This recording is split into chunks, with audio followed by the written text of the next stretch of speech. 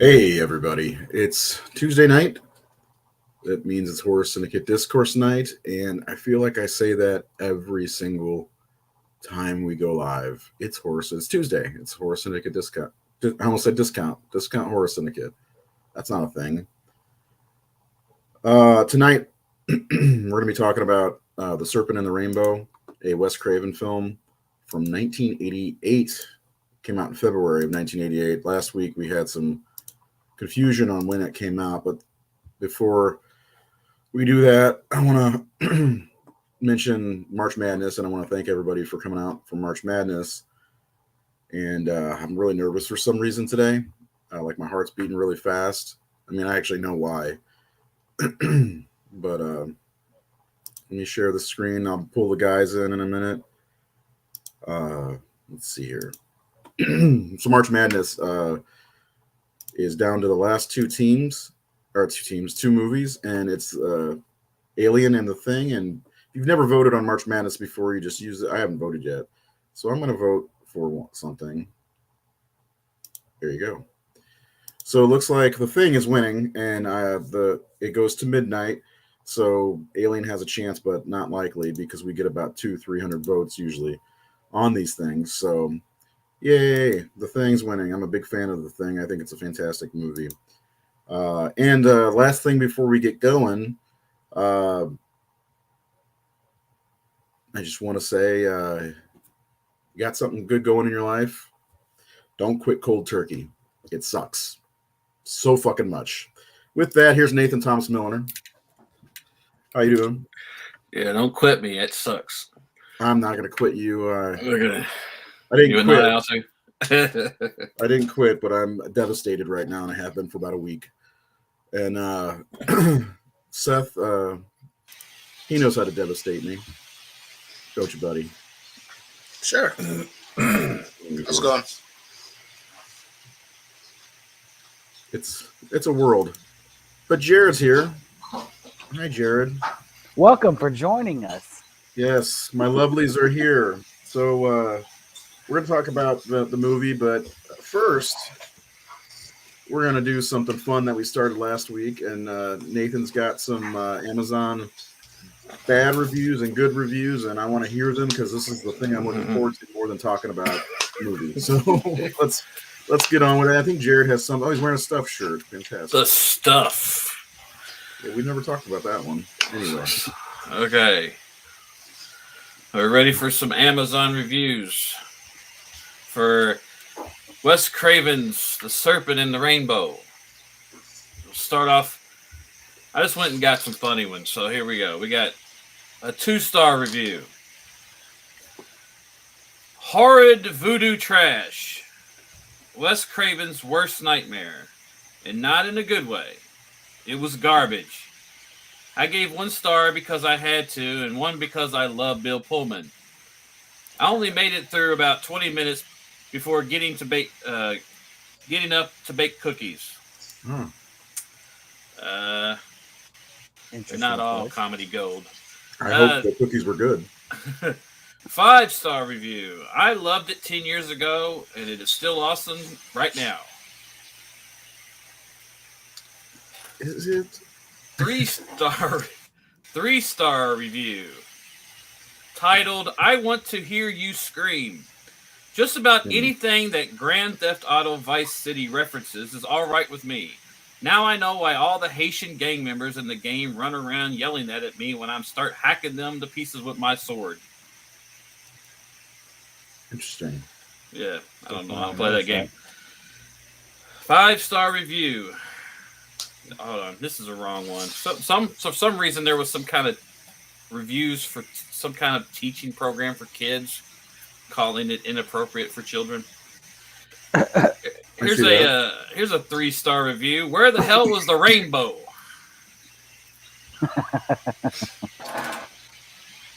2-star review. I heard this movie was good, but it's obviously it was made with a tight, cheap budget. I was not impressed by the story. Non-believable. 2 stars. Bill Pullman sucks. The villain is pretty cool though. Jesus. 2-star review, B movie that could have. Thinking that since Wes Craven directed this movie, that it would at least be semi-good since he directed such B movies like A Nightmare on Elm Street or spoof movies like Scream. Boy, was I wrong. The idea was definitely there. However, for a lack of budget and a lack of any type of supporting cast, the movie just did not live up to its B movie status. It is only for those who are horror fan dedicated and or Wes Craven fanatics only. Fantatics? Yeah, there's a lot of bad spelling in this. Great. If this movie doesn't scare you, you're a serial killer. 5 stars. Based on true events, this movie might find you grabbing for your Bible, or at least a stiff drink. Here's one. 5-star review. Paxton's best movie. No, he was the president of Independence Day. Come on. Nice. Everybody They gets don't even look alike. Come on. Everybody gets Bill Pullman and Bill Paxton mixed up. Bill Pullman was actually Oh, on Bill Mark. Play. Okay. Yeah. Bill Pullman was on Mark Maron recently, and he was talking about that, how him and Paxton were always mistaken for each other. Is it because they're Bill Peas? I guess. 1 star, pure crap. This is one of the worst horror movie I ever saw. I just hate it. People, don't waste your money renting or buying this crap. If you want to see it that badly, just watch it on TV like I did. And let's see what I got. One more. Okay. 5 stars. Has only gotten better with time. In 1998, I was lucky enough to talk my beautiful new wife into going to see this new film. She said, "That sounds like a horror film to me, and you know I don't like that." "Yes," I said, "but this looks legitimate." She walked out halfway through, as in throw, but I stayed and she would pick me up in front after the movie wrapped. RAPPED. Sweet. And Nice. boy, was I glad I stayed. This movie has only gotten better with time. Along with its spot-on casting, it was shot with a classical, international sensibility that is timeless.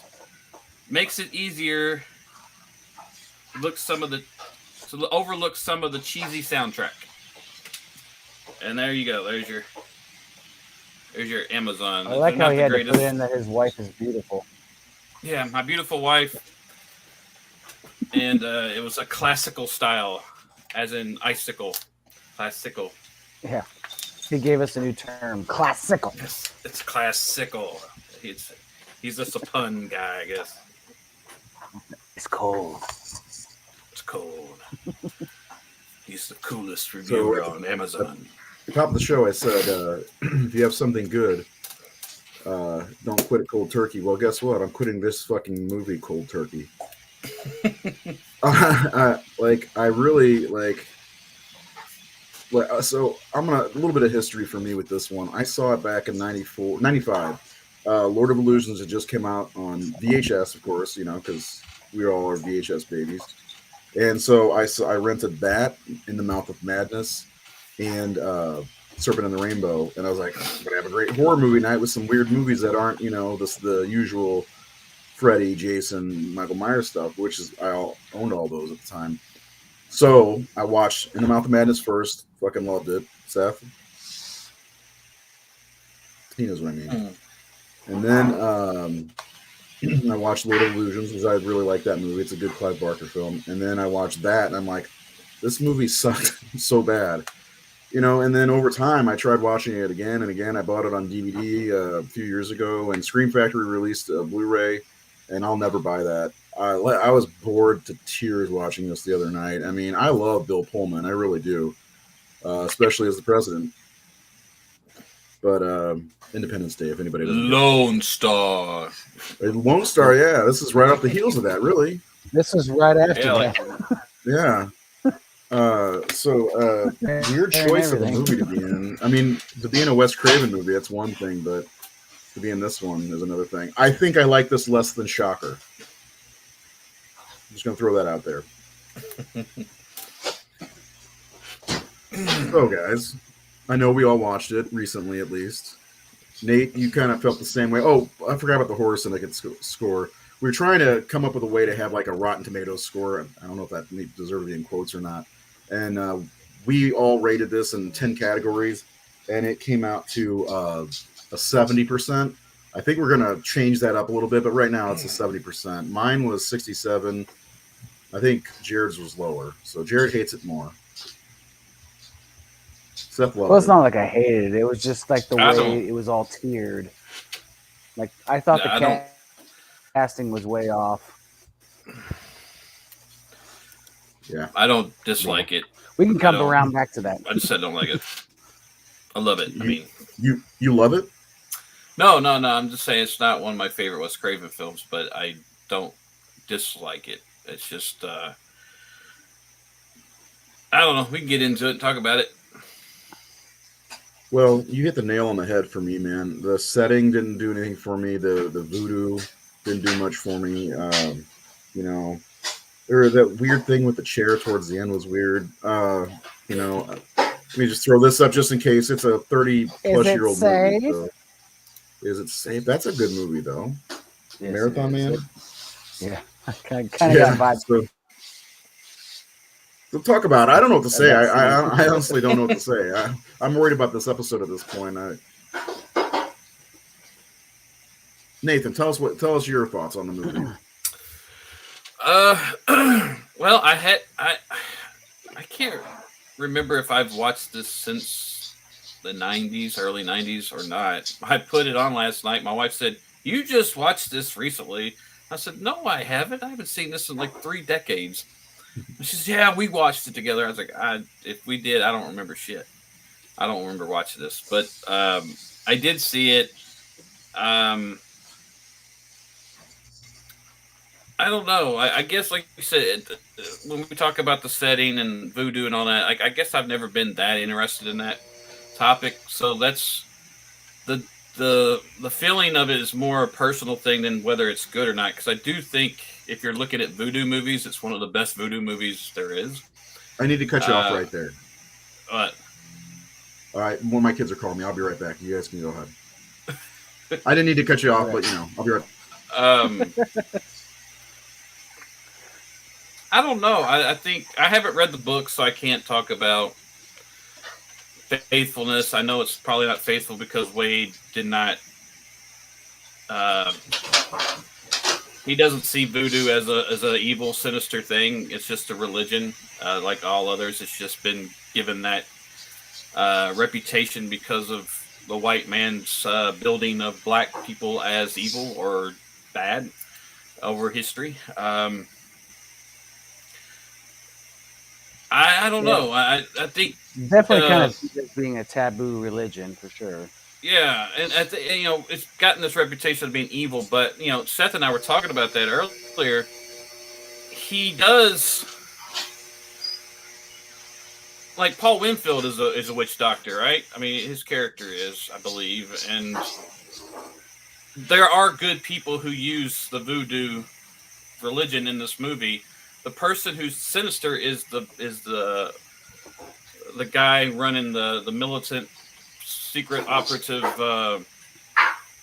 the commander guy, who is based on a real guy who was pretty damn sinister in reality. Like this guy took power over Haiti in the 70s, I believe, and started his own like militant team because he didn't trust his military.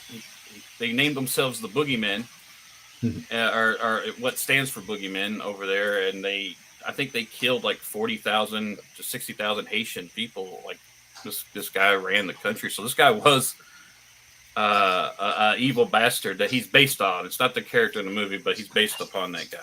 Well, he's kind of evil in the movie too. So. Yeah, he's evil in the movies for sure. I mean, he nails a guy's scrotum. So it's pretty good. But who hasn't had that done to them? We've all had that done once or twice. Right? Yeah. I don't know. I feel like I'm rambling here, but I do. What this movie does have going for it is Wes Craven is so good at imagery, and there are so many haunting images and moments in the film. The little zombie girl with the wedding dress thing on is creepy as shit. Yeah, You know, cool scene. The long arms coming out of the walls. I mean, there's all these there's almost a lot of Nightmare on Elm Street type stuff going on in the movie. Definitely some nightmares and dreams, and it is scary. I mean, the whole idea of appearing to be dead, but being aware and seeing and all that, hearing and all that, but you can't do anything about it is a terrifying I can't reach that thing that I've seen in other horror stories. And so when Bill Pullman is, don't bury me, I'm not dead, I'm not dead, you know. Yeah. I mean, there's some really freaky, scary shit going on in this movie, and I don't dislike the movie. I would give the movie, I think my grade was 76 or so. That was just based on the categories. I would probably throw it in there around an 80 more if I was just to throw out a straight number. I would give it like a B rating. I do think it's one of Wes Craven's better films. It may just not be my wheelhouse as far as the topic, but there's nothing I could point to in the movie that's bad. I really can't. I can't say, well, this is bad, this is bad, that's bad. I think everyone did their job right. I think I'm really wild that the movie was 3 hours long originally, and they cut it down to 98 minutes. I don't know.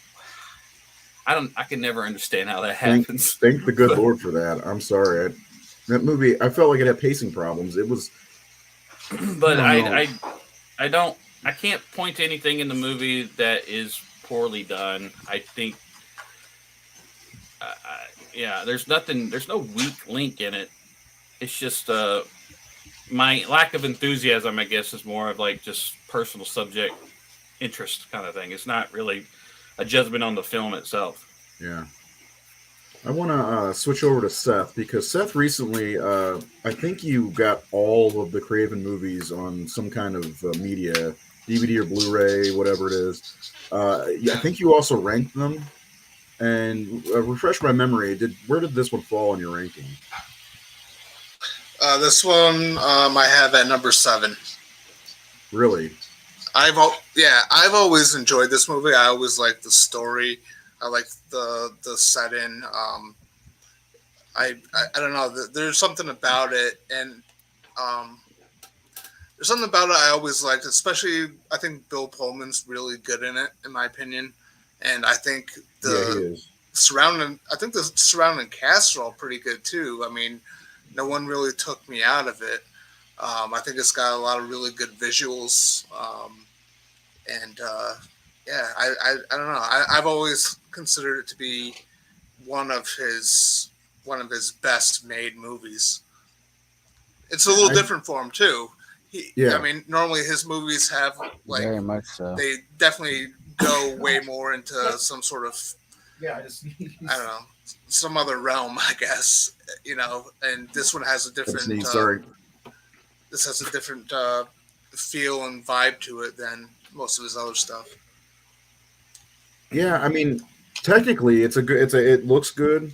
It's directed well, you know, and that's not a problem. I just was super bored with this one. Like, I didn't really care, and I do think it has to do with the setting. But yeah, the actors, I don't remember the doctor that's working with Pullman's name, but even the freaking leader guy, the voodoo guy, was really creepy, and he was probably one of the best parts. Paul Winfield was good in it, and that scene where the scorpion comes out of his mouth. There's a lot of cool stuff in there, but man, overall, Jared, how about you, man? You watched it today, right? Yeah, I watched it over the last couple of days because honestly, I did fall asleep a little bit watching it yesterday, and it wasn't for lack of entertainment value. I was literally just tired as shit because I got like 2 hours of sleep the night before. But the idea of the Haitian zombies in general has always kind of intrigued me, because there has been a lot of not just Wes Craven's movies, but there have been a lot of other movies that have touched on it over the years. I mean, and it does come from true stuff.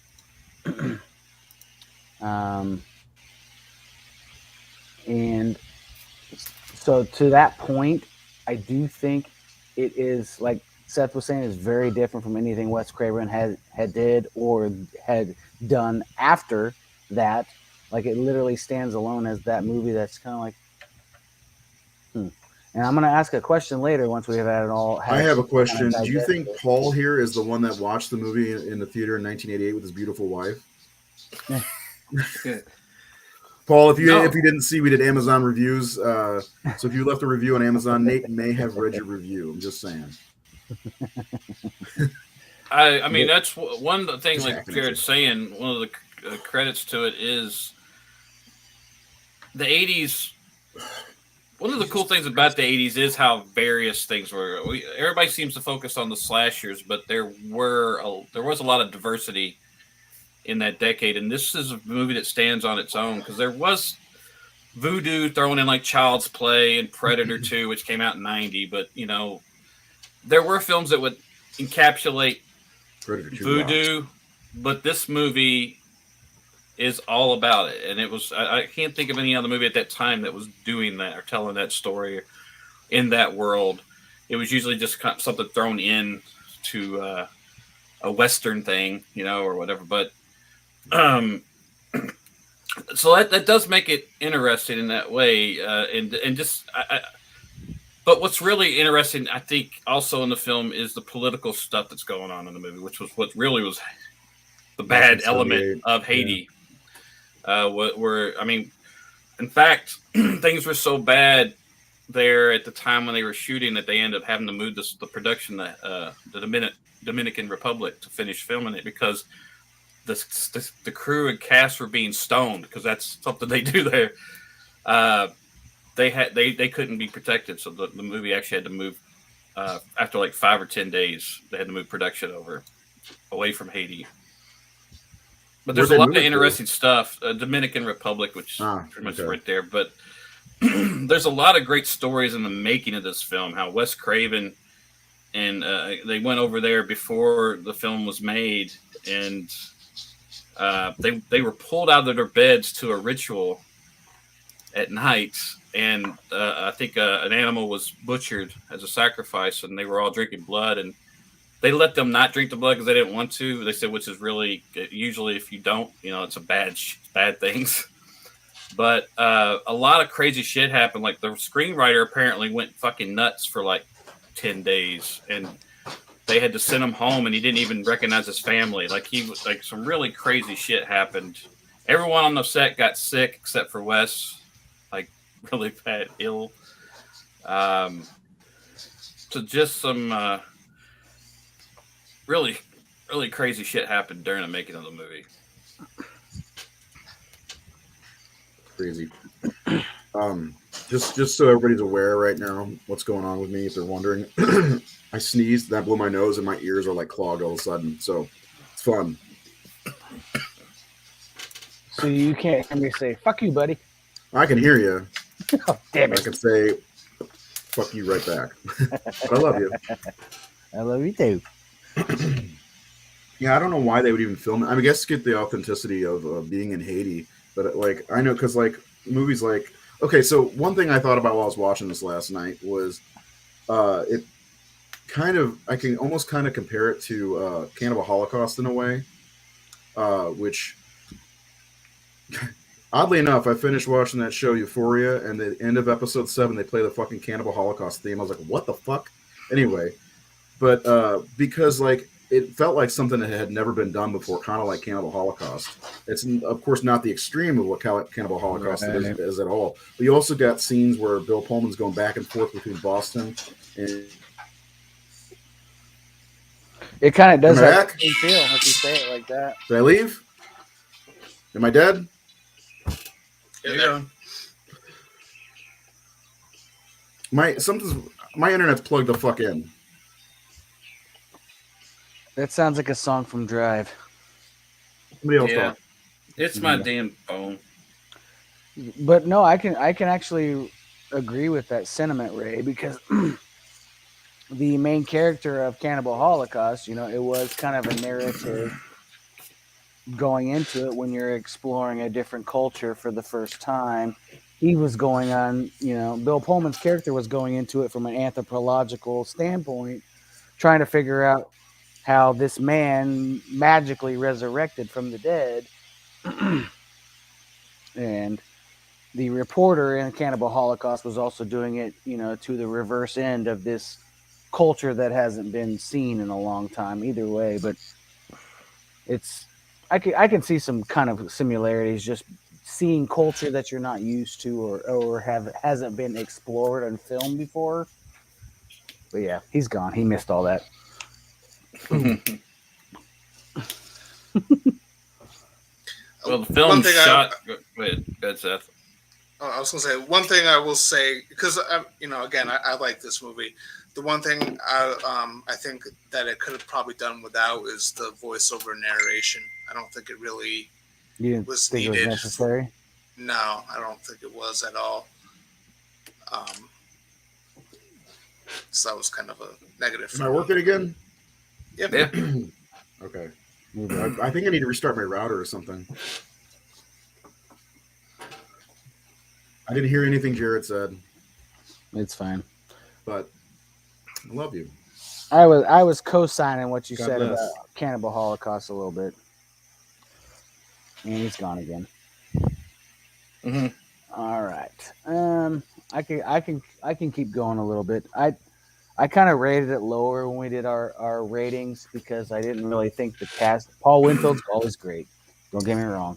I just didn't think the rest of the cast really gripped me for the characters they played, even the somewhat love interest that Pullman had. I mean, Bill Pullman, he put that movie on his back. That was like he was the movie.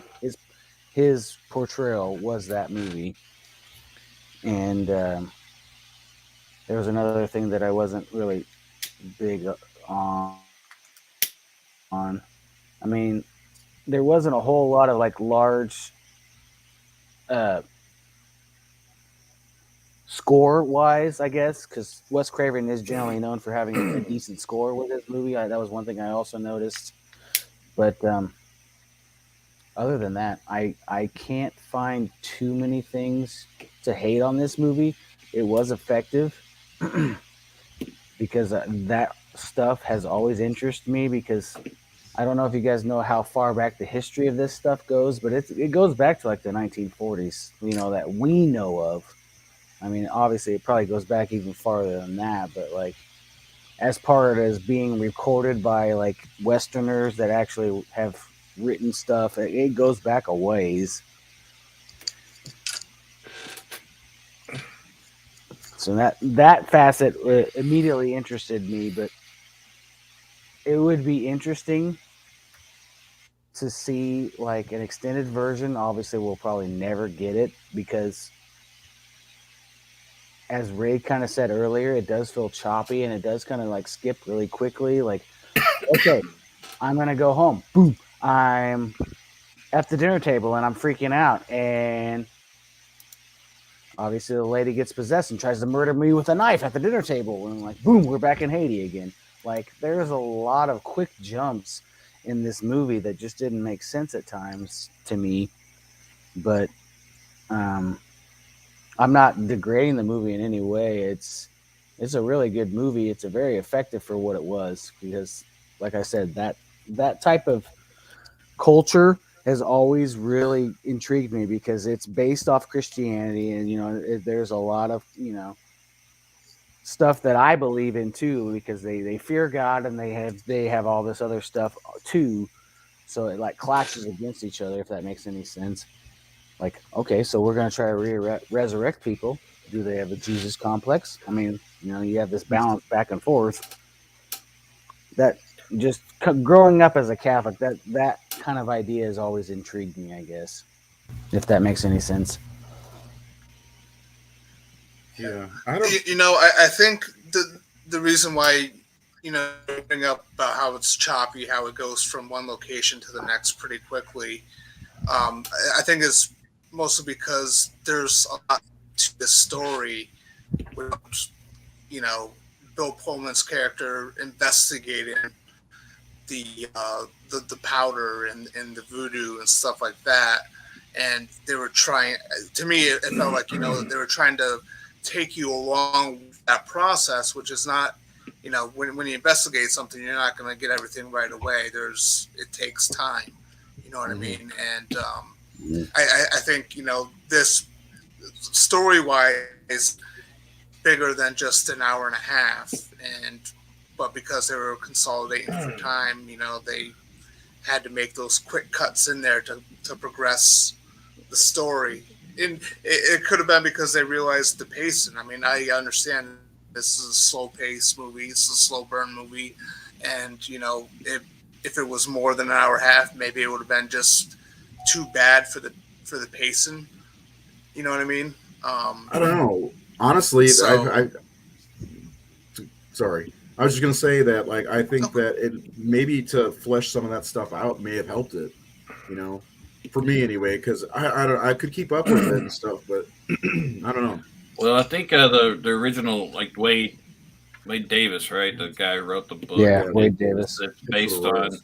I think he was actually working on that for like 5 or 6 years. So it was a long thing that he was. They kind of compared him to like Indiana Jones a bit. I mean, this guy was an adventurer. He went over there and he said he always wanted to live life like nomads. He said, you know, he doesn't like. He was just really interested in that, but I think part of the reason the movie plays the way it does is it's like a documentary. It's filmed like a documentary. Yeah.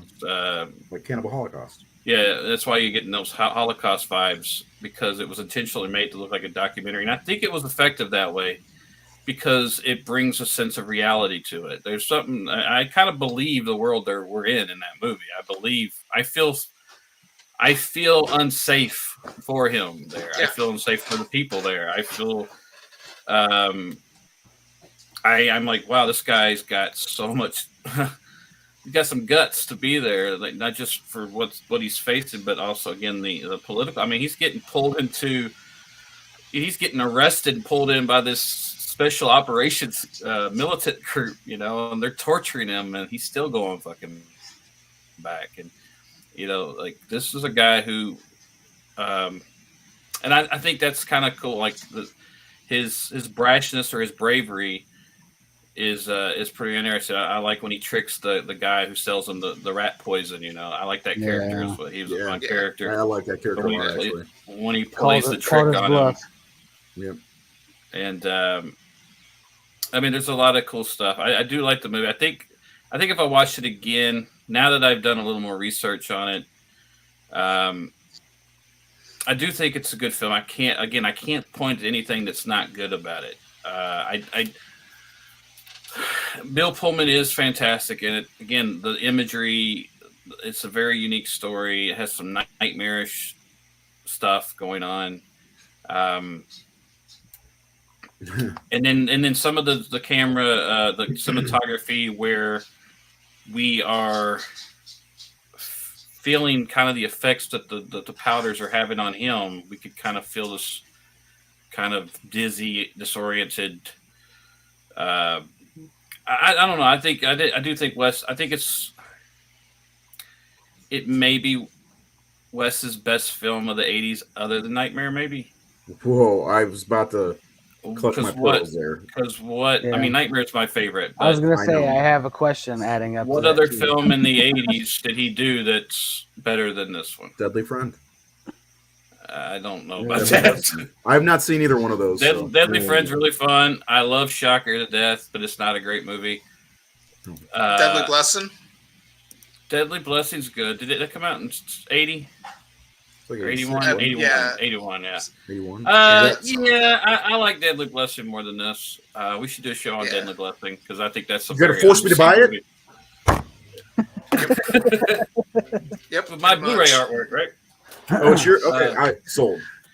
Fucking, I'll do it. Right yeah, maybe. Okay, yeah. Deadly Blessing, I like a little more than this. Yeah. So let me ask you this, real just off the cuff, because you can do this. Where would you rank this among the Craven movies? I think I already asked Seth, so I got to ask you now. Seth had it at 7. I think that's a good position for it. Behind Scream 1 through 4. Not 1 through 4. No. 1 through 4. No. I mean, I'd say Nightmare. Nightmare, Scream, Scream 2, People Under the Stairs, Red Eye, Deadly Blessing, maybe. So yeah, I think it's in that 7 or 8 position. Garbage artwork. Whew. I'm joking. I would probably also have it in the same realm, I guess. After Nightmare and Scream, People Under Their Stairs, Hill Has Eyes. Ooh, People Under Stairs as well. I'll talk about sometime.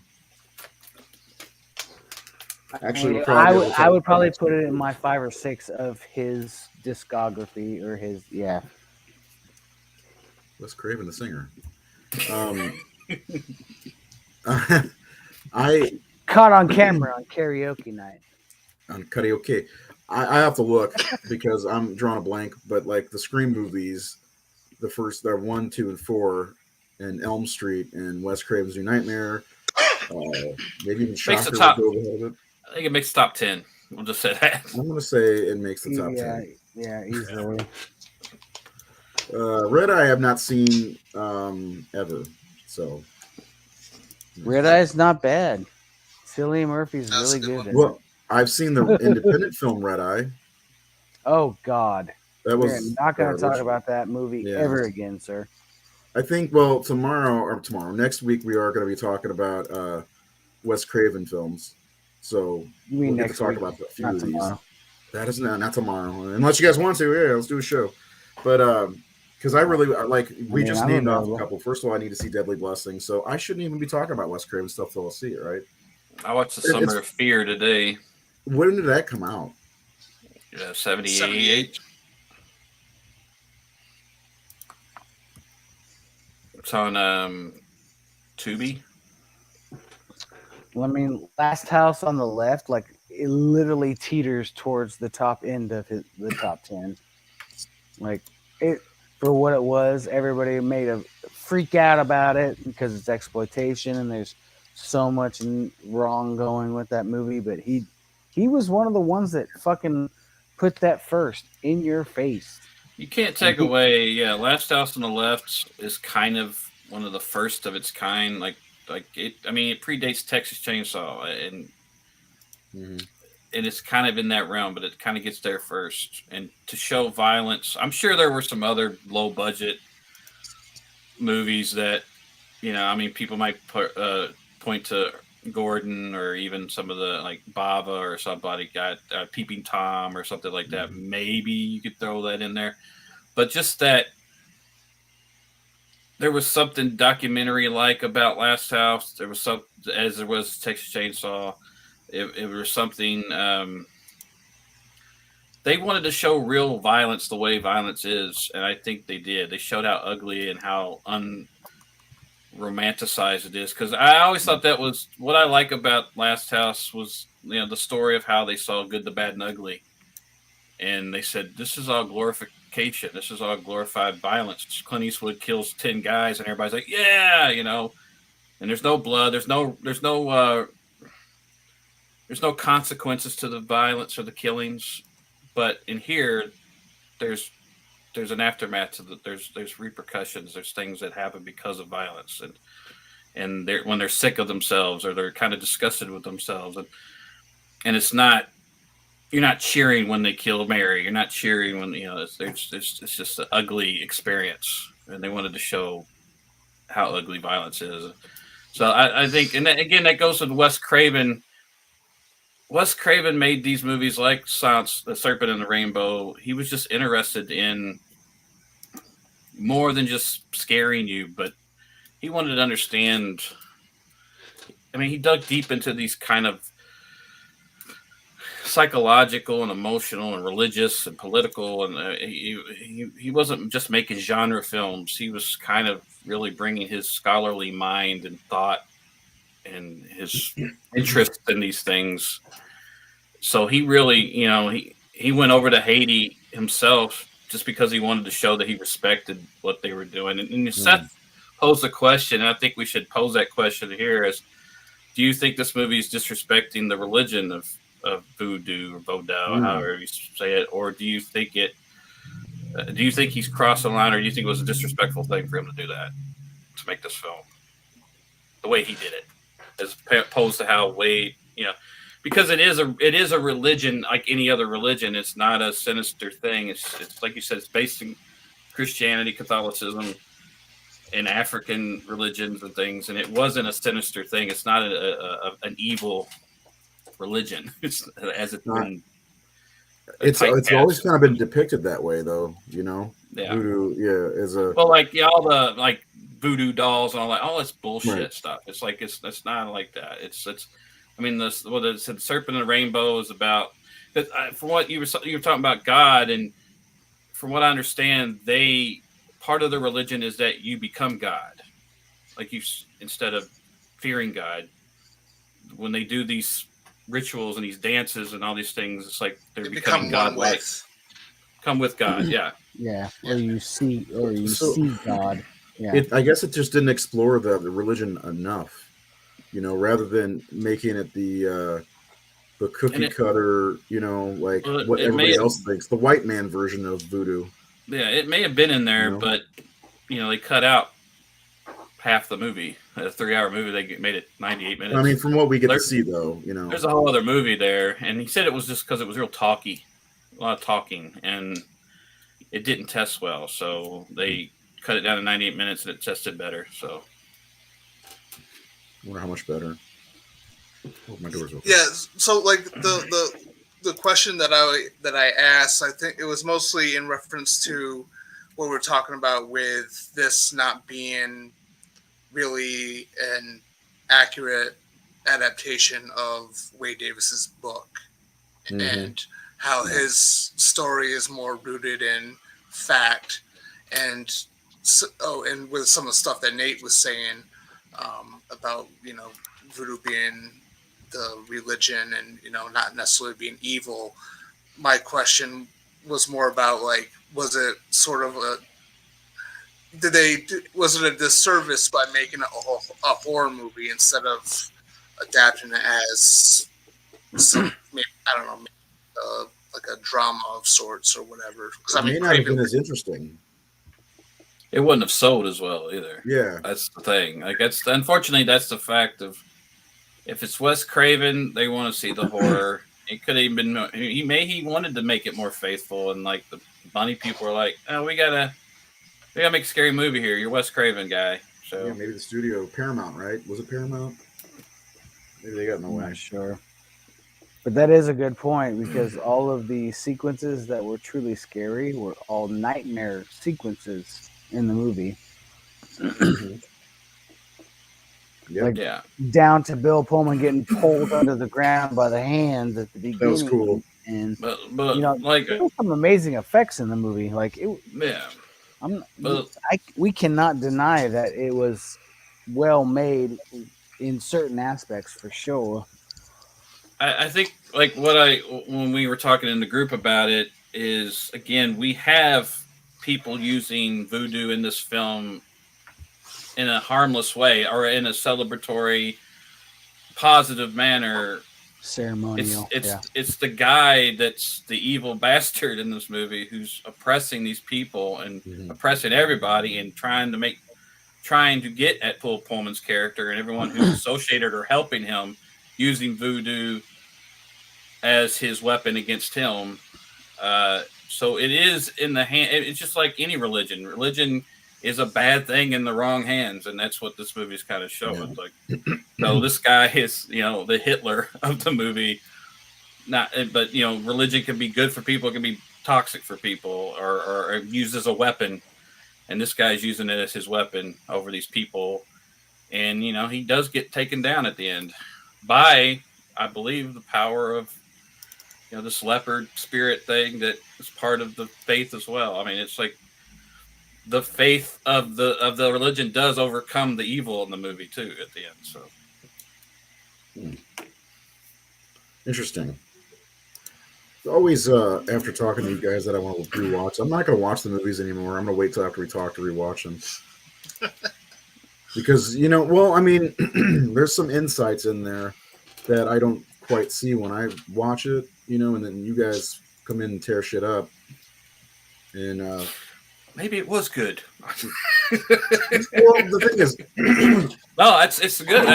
That's why I think every film should be dissected and talked about and discussed and watched again, instead of just saying it's done, stupid. Because what do you think we're doing here? That's what Discourse is about, and that's that's what art is about. Is about perspective, and sometimes we go at things with the wrong perspective, and sometimes it takes people to share their perspective with us to go, I never thought of it that way, or I never saw it that way. That's certainly really interesting. I'm going to go back and watch it with your perspective, with your input. I mean, it's not just that though, because it is boring to me. I mean, I hate to say it like that, but I just there was like I couldn't get into it. You know what I'm saying? But like looking at it. Did my mic go out or just my camera? Just your camera. Okay. Fuck, I need a new laptop. But like looking at it from the perspective of that you're talking about, and like first of all, the serpent and the rainbow, the whole idea of that, it's what do they call it, an allegory or something like that? Yeah, the story is really interesting about how the serpent created the serpent is like the god in this scenario and created the world and. Yeah.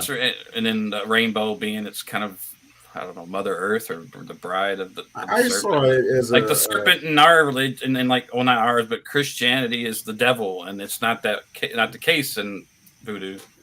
Yeah, it's basically God, really. I don't know. I might look at it in a different light if I ever watch it again, which would be hard pressed to get me to watch that movie again. So I know we do have some like questions that we want to ask each other, but I was thinking of one today when we were when I was catching up on the 100 missed messages today. Sorry, bro. Is Serpent Wes Craven's most ambitious work?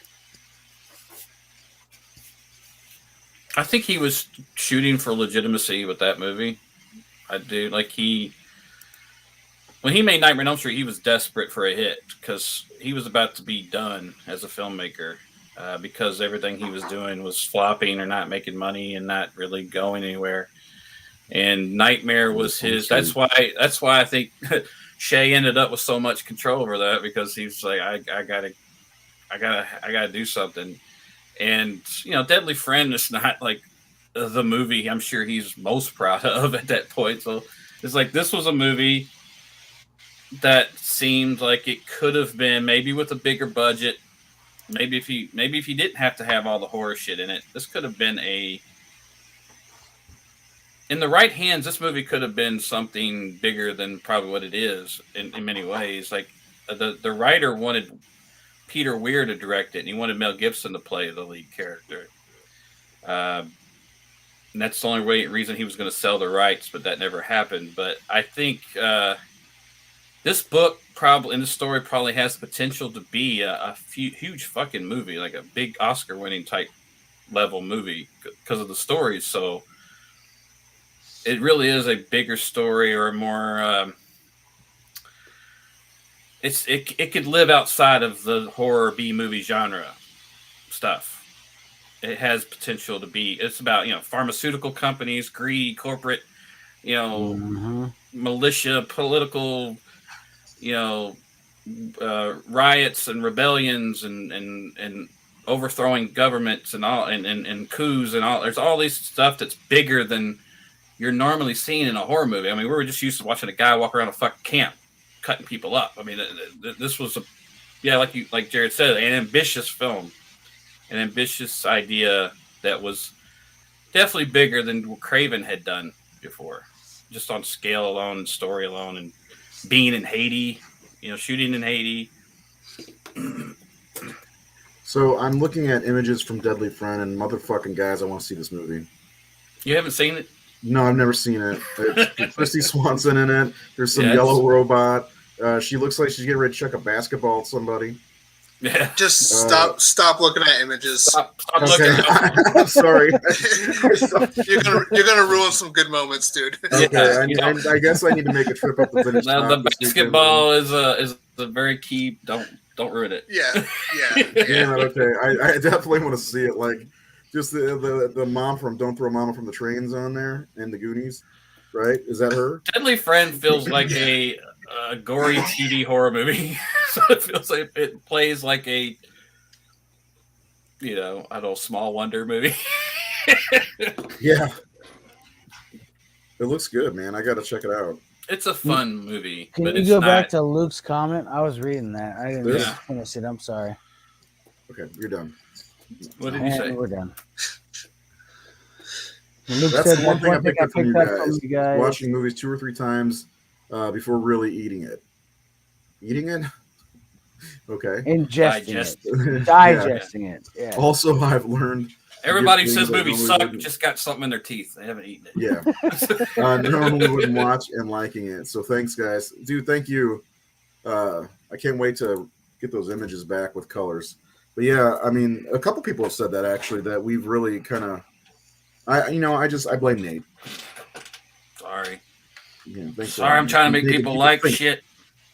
Well, even in Keith, he brought it up. Sometimes you need to give something a watch 2 or 3 times to really get it. Like The Witch, for instance. I mean, the first time I watched that, bad crowd, couldn't get into it. Got to watch it at home, turn the lights off, put the phone down, fucking loved it. And yeah, that's true. And then talking to you, sons of bitches. I really kind of, except for Mandy, makes me appreciate movies a lot more. Sorry, Nate, I had to throw that in there. Don't be negative. Watch Scream 1 and 2 back to back. Okay, I think we all have probably. Definitely done that, sir. Yep. When I watched it in 1996, I couldn't. Lamb is very weird. Lamb is very weird. I haven't seen Lamb yet. Seth and Very Jared both weird. saw X this weekend. Yes, I saw it yesterday. Seth gave it an 84 percentile. Oh, I didn't send my.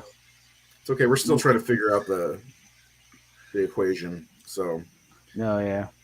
but I don't know. Maybe I'll give this another shot. I feel bad because my copy I bought for $3 at a place called Grumpy Bob's Emporium.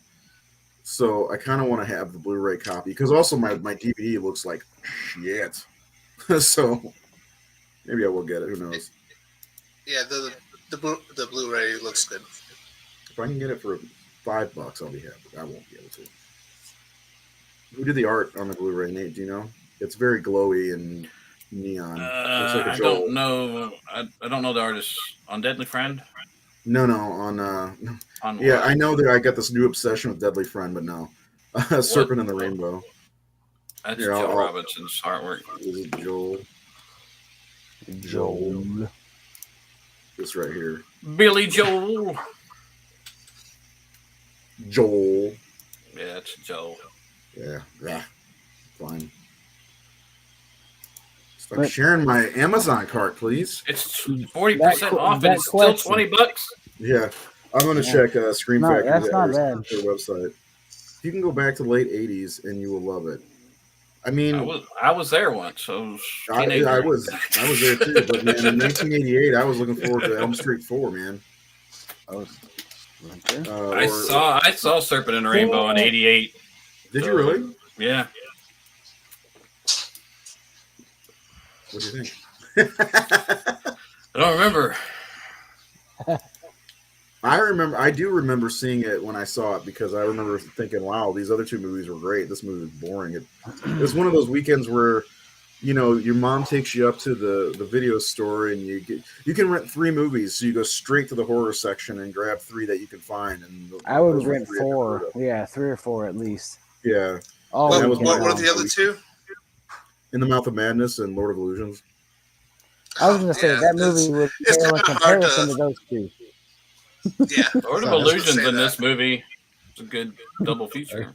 Yeah, but Seth, come on, In the Mouth of Madness.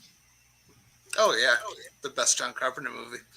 Well, yeah, that can with Lord of Illusions also like would Serpent and the Rainbow hold a candle to those 2 other movies when you watch them first? Yeah, I mean, that's a good point. Like, if I would have watched Serpent and the Rainbow alone, it may have had a different effect on me because Or watch In them the Mouth of first? Madness is brilliant, in my opinion. It feels like a Stephen King movie, like based off of a Stephen King story in a way, Sure. And then Lord of Illusions, I was a fan of Candyman, and so I knew who Clive Barker was a little bit in Hellraiser at the time. I finally had seen Hellraiser by that point, and so I was like, "Oh, cool, this should be good." And I love Scott Bakula, so I really liked it. And I like Bill Pullman. This is pre-presidency, but you know. Did you watch this one last? Yeah, Serpent and the Rainbow was the last one. Yeah. Yes, the pacing is totally different from those two movies. Yeah, for sure. It's like playing Planet Terror and then Death Proof. Yeah. Oh, well, I mean, okay. The other thing is, like, when I saw it, I believe, or when I was renting it, the guy at the video counter said, "Oh, this is the scariest horror movie of the '80s." I'm like, "Whoa!" So that didn't help to say that, you know. And somebody else said, I heard that somewhere else along the lines. I was like, "Oh man, now I got to see this," and that's why I rented it, because I heard it was one of the scariest movies of the '80s, and it didn't really scare me. Now I can see why it's scary. I mean, Bill Pullman's literally buried alive, you know, and I do love that scene though, when he's like the blood's disoriented. pouring in. Well, no, when they blow the stuff on him, and he's like, when he's walking through the street. Yeah. Don't let them bury me alive. Yeah, or don't let them bury me. I really do like that scene. I also like the scene at the very beginning. See, another problem I had was the voiceover thing. We kind of touched on that a little bit. It came and went. It instead of being there the whole time. You know what I'm saying? Like, if it didn't come and go, it would probably have been fine for me. But like, I like the beginning when he's like, my shaman, blah blah blah, and it's talking about it, and the shaman sees him wrestling with the leopard or whatever, and then it pulls back and shows him he's just rolling around on the ground by himself. Right. You know, and then the shaman kind of disappears as the wind changes, and it's the guy that we see later. So it's like having a premonition of, you know, what's going to happen to him in a way, and then he gets sucked down. And that part is really fucking cool. Elm Street vibes for sure. Yeah. That's what I mean. It seems like the most effective shots in that movie are all nightmare sequences. But sorry, Seth, go ahead. No, that's no problem. The whole being buried alive scene, I like how they set it up in the beginning too, when you see the first guy get buried, and he's in the coffin, and he's just still, but he's got a tear that runs down his face. Like, he can't say anything, can't do anything. Yeah. You know, it kind of adds to the horror of the situation. The Believers is something I have not seen that since it came out. I need to revisit that one. I remember digging it, but I have not, for some reason, watched it again. What is that? It's late 80s. Oh, is it the one? Is that the one with Martin Sheen? From 1987. It's got Martin Sheen, Harley Cross, Helen Shaver, Robert Loggia. He's the general. Hell yeah. I remember liking that movie. I just, for some reason, have not revisited it. And again, it's been 30-something years, so I don't remember a whole lot. We literally referenced the coaching team of Necessary Roughness, Robert Loggia, and the quarterback, Scott Bakula. So Canadian-American crime thriller horror film directed by John Schlesinger. And Sinbad. Yeah. John Schlesinger. That, you know what? Since it's you, Paul, I'll put that on the list to watch. Night of the Creeps is good, yes. Yeah, it's one I would like to look at again, because I do remember liking it. Hello, Devin. Yeah, I'll try to see if I can't track down a copy. I definitely don't own it. Yeah. Corey Haim wasn't in movies. Yes, Corey Haim wasn't in that movie, was he? Believers? Let's see. We got Jimmy Smits, Bail Organa, Richard Mauser, who I love. He's a good actor. No, I don't see his name listed. Okay, I must be thinking of something else, but I need to add. Is that playing anywhere? Believers? I'll check for you, pal. I'd like to see that again. You can rent it on Amazon or Vudu for $4. That is the only place I see it. Too high. That's a gallon of gas.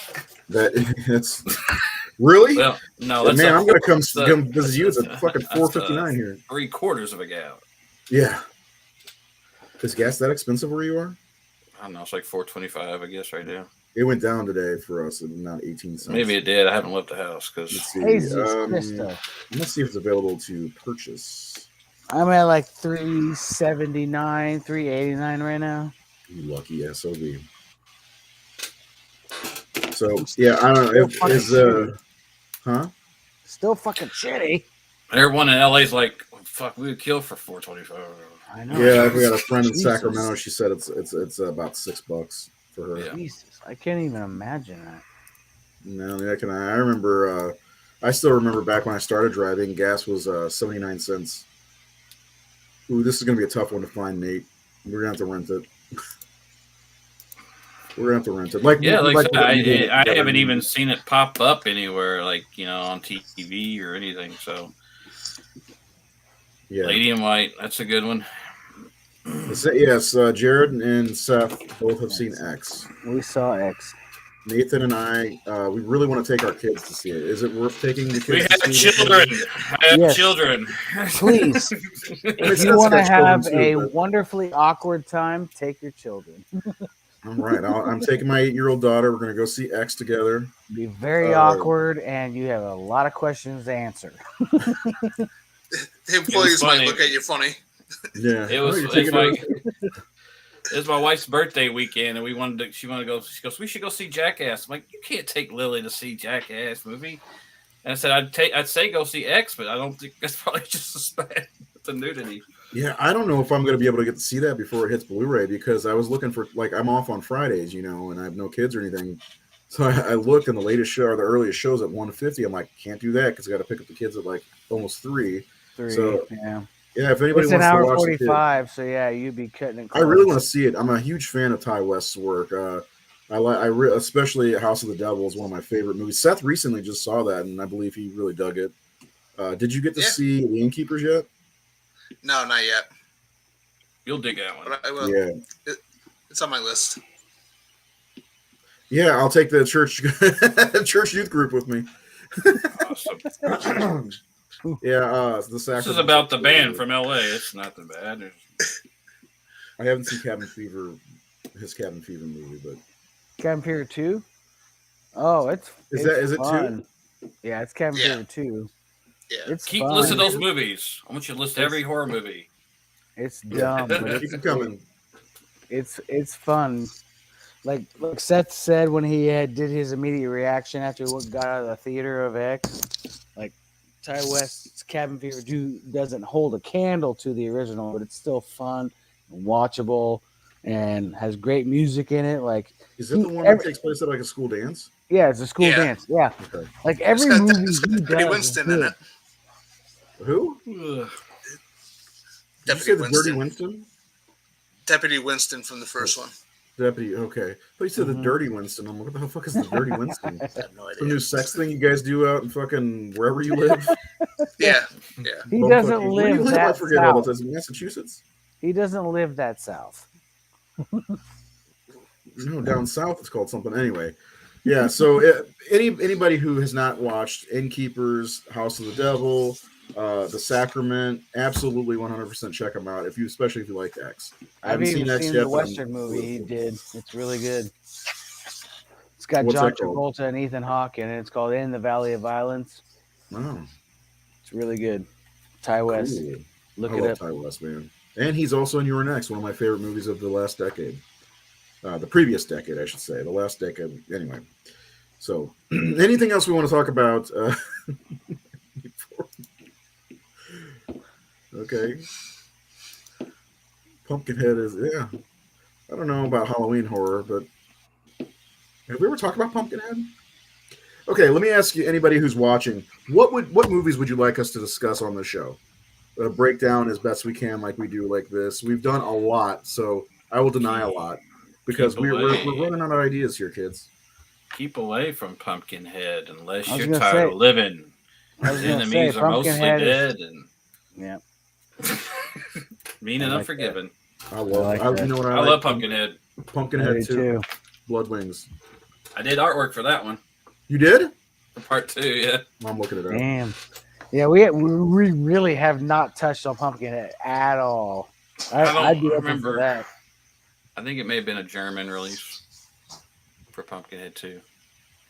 I'm just typing in Pumpkinhead 2. Miller. It's not one of my best, but it's there. You didn't put your best foot forward on this one? No. Oh, man. Pumpkinhead was a big influence on Dark and Bloody Ground. I just always love that kind of backwoods. So I love Lance Henriksen. When I met Lance, I'd done a painting of him in that scene where he's holding his boy and he looks back at them. Mm-hmm. He loved the artwork, and he's like, I told him, I just love that scene, the way you look. He goes, I wanted to kill that kid. That's cool. And if anyone hasn't read his book, I was just talking about this weekend. That book, Not Bad for Human, is incredible book. It needs to be a film. They need to make a bio movie on Lance Henriksen. That kid was a little shit. shit. Lance Henriksen should play him as a 19-year-old. I mean, he's looked like he's 80 for the last 25 years. Stephen McHattie. I don't know. There you go. Bloodwing. Yeah, that's a good movie. Yes. I like it. Pumpkinhead is cool. We haven't done Pumpkinhead, have we? We really haven't at all. Should we? I don't see Let's one. get back to the Amazon review. Only couple. Did you still have that in front of you, Nate? I don't read that shit no more. Lance Henriksen is so cool. They weren't that funny. I passed him at the bar at Horror Hound, and he was like walking. Obviously someone was like follow him so he can go to the bathroom. And he just looks at me and he just like fist bumps me. Yeah, I remember that. Yeah. Was awesome. Okay, yeah. I did that Pumpkinhead piece I did. He said, "You got any more of these?" I said, "Yeah, I got a couple." He goes, "Bring them over here. I'll sign them all." Wow. And I was like, I'm not going to do that to him, And then the next morning before the show, I'm sitting in my booth. He walks up. He sits down at my booth for 30 minutes and says, "Pull those out. I'm going to sign them." And he did. He signed every last one of them. And then we were at Horror Hound, and he was taking a smoke break out there, and they said, "Hey, come here, Nate. We need to form a circle around Lance so people don't hound him for autographs and pictures." So we were kind of making we pretty much made a circle around him against the building, and we were talking, and I'd done a Terminator piece, and he goes, "Oh, hey, you got any more artwork of me? Bring it over. I'll sign all those too." But yeah, he's just a cool. The reason he came up this weekend was we were talking about one of my favorite stories in his book was he was doing Dog Day Afternoon. He was a cop, in the background. This is yours, right? Yeah. Yeah, that's the piece he liked. That's the other one he signed. Yeah, and he said, "What was? Charles Durning looked back at Lance and said, Lance, you're kind of funny looking." He said, "You ain't gonna be famous for a while." And Lance said he was right.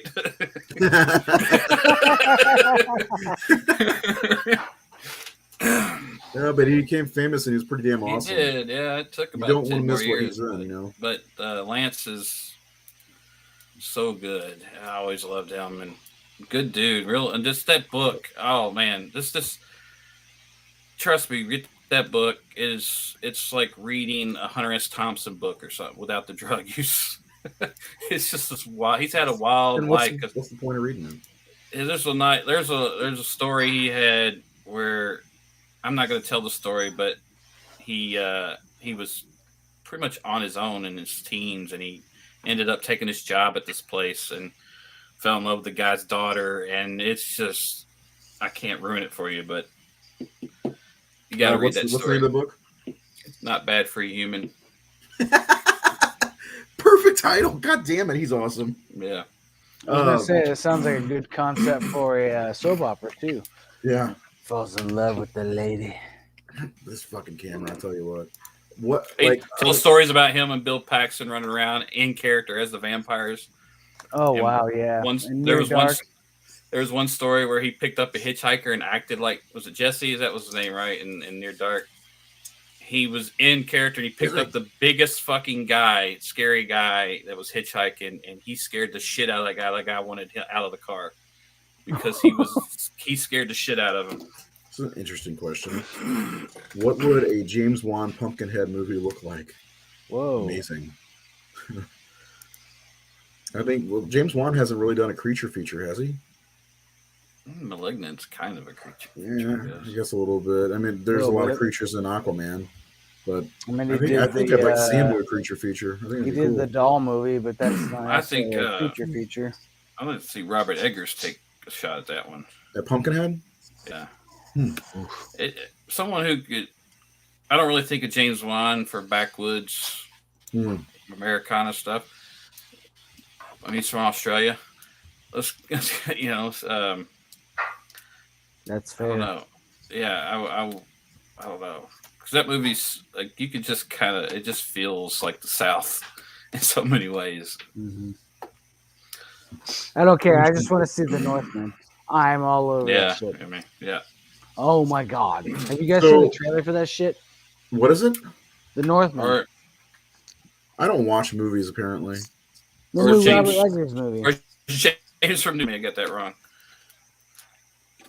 Hmm? What is this, Nathan? We're cutting out. What happened? You drew a picture of yourself. I drew a picture of myself. Yeah. It's on. I was looking through your I typed in Nathan Thomas Milliner Pumpkinhead, and this picture came up. I guess maybe it's for Horror Hound or something. I think Horror Hound did a. They used to do this one here on the right.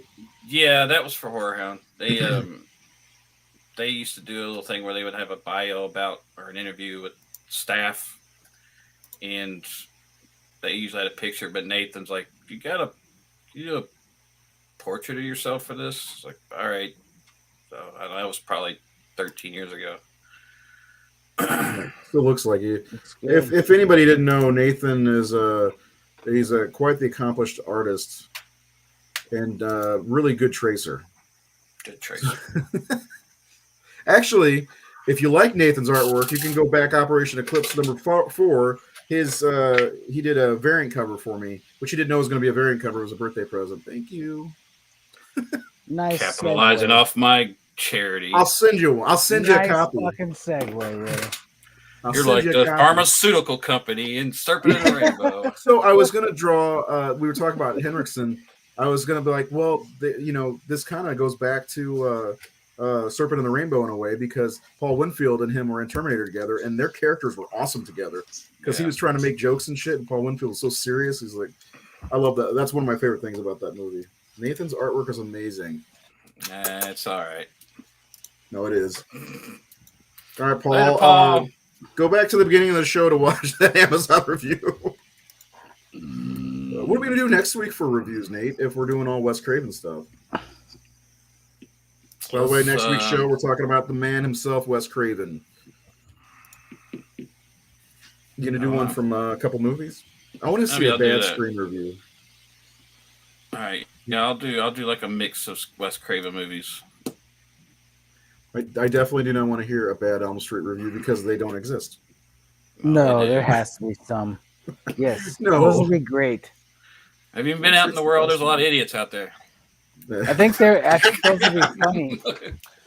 I think they'd be funnier if he does all bad reviews about a movie, because we all love it anyway. I still want to. I don't know when we'll be able to do it, but there's some movies I have that I want you to do, like that zombie movie that's got the guy from Night of the Living Dead in it.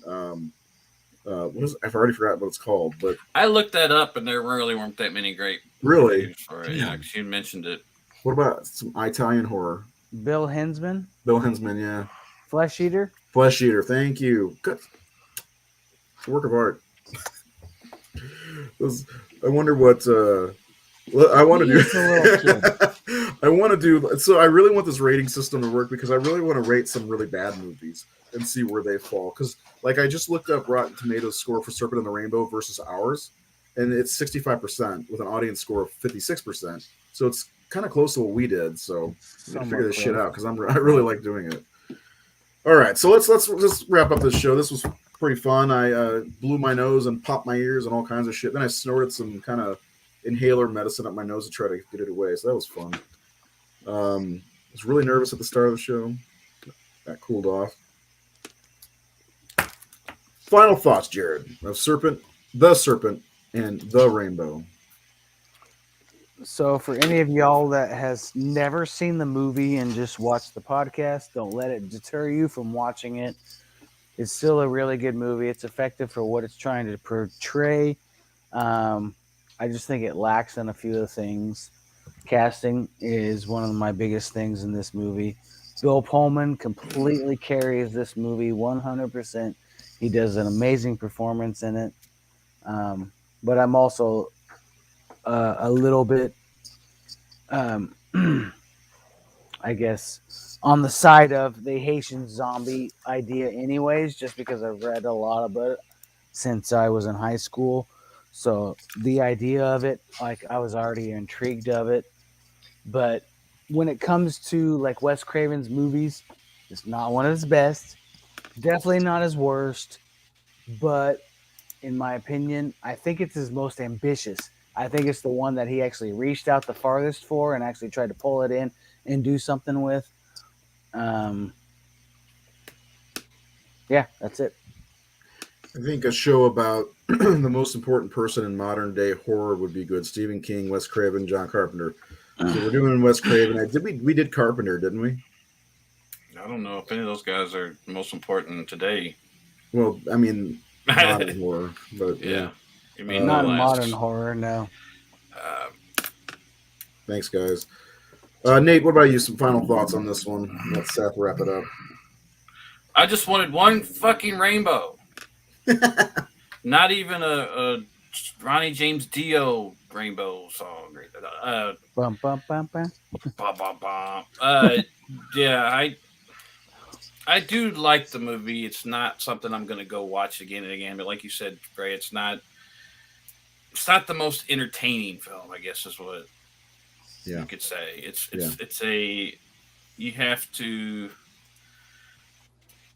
a movie you have to really sit down and invest in. And maybe last night I wasn't, because I wasn't feeling well anyway. But according to your wife, you just watched it, so. Yeah, my wife, I think she tuned out. She didn't finish it or watch it. And but I do think it is a good film as far as like I said, I can't point to a weakness.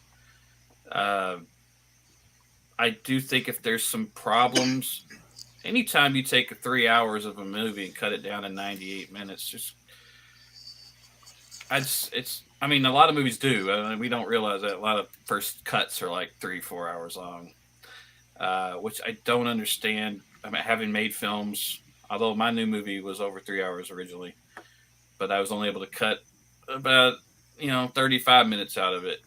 So I don't know how the hell you cut 90 minutes out of a movie, but it's a whole other movie. It's a whole other movie. That's half a movie, and yeah. But that's why I'm not a professional editor. I